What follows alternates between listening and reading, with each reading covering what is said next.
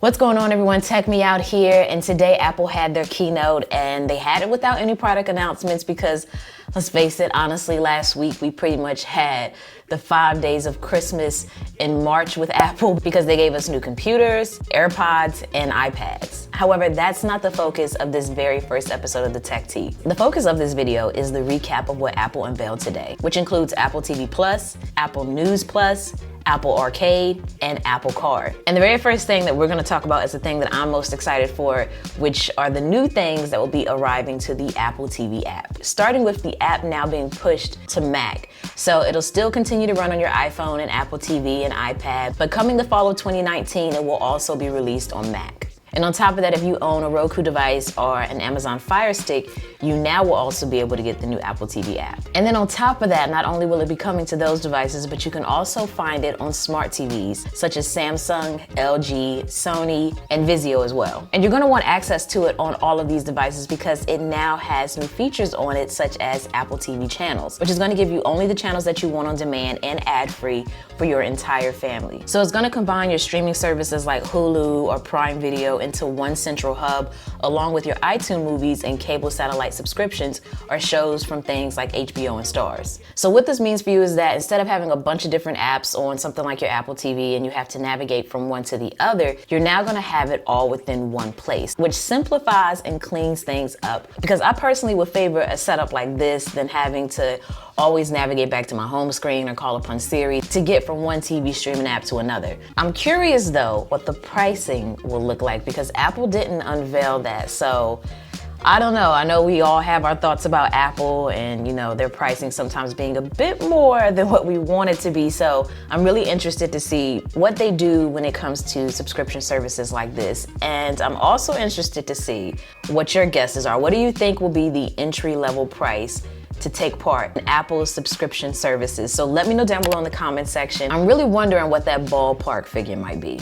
Now, in addition to these changes, also within the Apple TV app, you will find a new service known as Apple TV Plus, which is Apple's subscription service that's pretty much, in short, the Netflix variant for Apple, so to speak. So you can stream various mainstream movies and shows in addition to those exclusive to Apple that's comprised of the most creative minds in TV and film to create Apple TV Plus originals. So you know how Netflix has their, Netflix original movies and TV shows and things like that? You kind of now have that on Apple's end as well. So it's gonna be an on-demand, ad-free subscription service that's gonna be available on Apple TV in 100 different countries around the fall of this year. And they've partnered with actually quite a few big names in the industry, which I'm looking forward to seeing things from, and also looking forward to seeing who else they may partner with down the line in the future, which might I add, and having this new option on the lineup of things is right on time for me because I currently have DirecTV now and they recently made some changes. So I'm in the market right now for a new subscription-based service like this that might give me the channels I want, because you can also pick and choose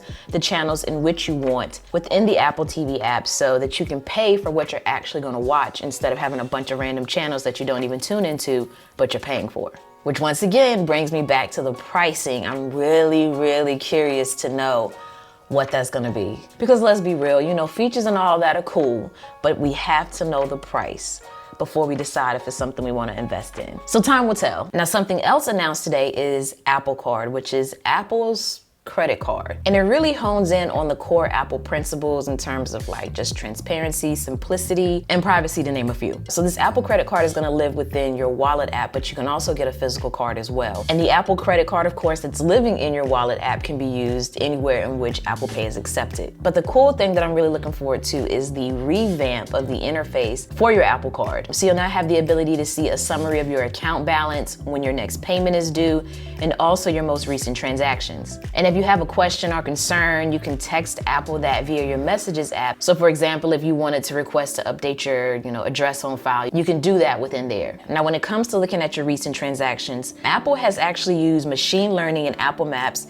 to help with this itemized list being more recognizable to actually list the name of the company and its location versus other aliases that you sometimes potentially see when you're looking at something like your bank account statement. Because sometimes the location in which you actually spent your money at is named differently than what's listed on your bank account statement. Now, the other thing that it's going to do that I like is automatically categorize and total your purchases to help you keep better track of spending. And it's going to show you how your spending is trending. And every time you spend, you're going to get cash back every day. So when you use your Apple Card with Apple Pay on your watch or your phone, you're going to get 2% back of your purchase amount in daily cash. Whereas purchases made directly at Apple are going to get 3% back daily cash. Now, a common theme with Apple today that I respect and admire that, was announced for this as well as pretty much all of their services is a focus on privacy. So in this case, Apple will not know what you purchased, where you purchased it from, or even how much you paid for it. All of that is going to be only accessible to you, which I love and live for because I am so sick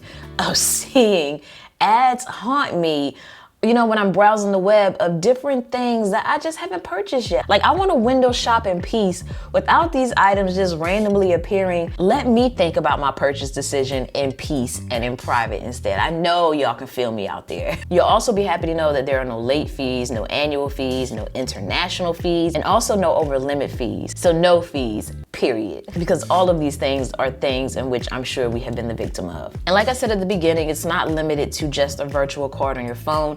You also will have a physical titanium card with your name engraved on it or laser etched within it. It's going to maintain that clean, simple design that Apple is known for, so it's not going to have your card number on it or a CVV code or even an expiration date. So all of the information will be physically private when you're using this card in store. And if you're curious, it's a MasterCard, so you can use this physical card at any location that accepts that form of payment. Now, transactions made with the physical card are going to be eligible for 1% in daily cash. And we don't have long to wait to actually enjoy this, as it will be coming the summer of this year. Now, just like I'm curious about the Apple TV, subscription service prices, I'm also curious what the APR range will look like for this card. Because Apple stated that when you're ready to make a payment, the Apple Card will estimate the interest that you're going to wind up paying based on any payment amount you choose. And it's going to do this in real time so you can make an informed decision about how much of your balance you want to pay down. But I want to know what this APR range is going to be. You'll be able to get reminders and also instant notifications when you make a purchase. Now, for my gamers, we have Apple Arcade. So this is going to give you access to over 100 exclusive games. It's going to be a separate section within the App Store,